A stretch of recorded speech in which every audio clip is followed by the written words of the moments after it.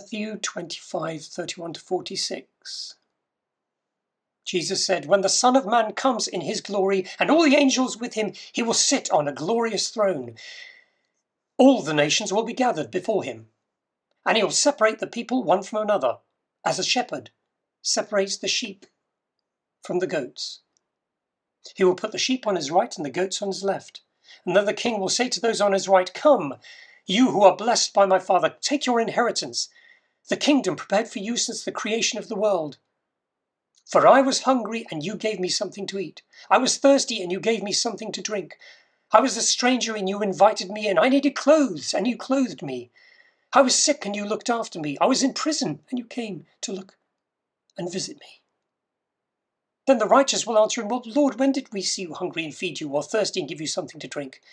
When did we see you as a stranger and invite you in, or needing clothes and clothe you? When did we see you sick or in prison and go to visit you?' The king will reply, 'Truly, I tell you, whatever you did for the least of one of these brothers and sisters of mine, you did for me.' Then he will say to those on his left, 'Depart from me, you who are cursed, into the eternal fire prepared for the devil and his angels. For I was hungry, and you gave me nothing to eat. I was thirsty, and you gave me nothing to drink. I was a stranger, you didn't invite me in. I needed clothes, you didn't clothe me. I was sick and in prison, and you did not look after me.'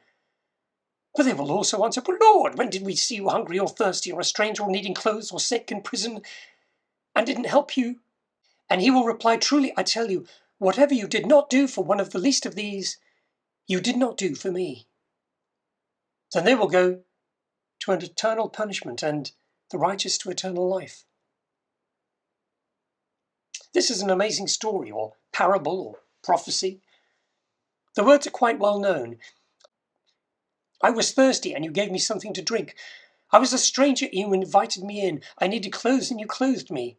I was sick, and you looked after me. I was in prison, and you came to visit me. What is fascinating about the reply of the people who are welcomed into eternity is that they didn't realize that when they visited people in prison, or clothed people, or looked after the sick, or they were actually doing it for Jesus. They just did it. Makes you think. Whatever you did for the least of these brothers and sisters of mine, you did for me. This is a very famous quote for people who serve God in their communities and seek to bring social justice to the world. We need to dwell on this. What does it mean for us?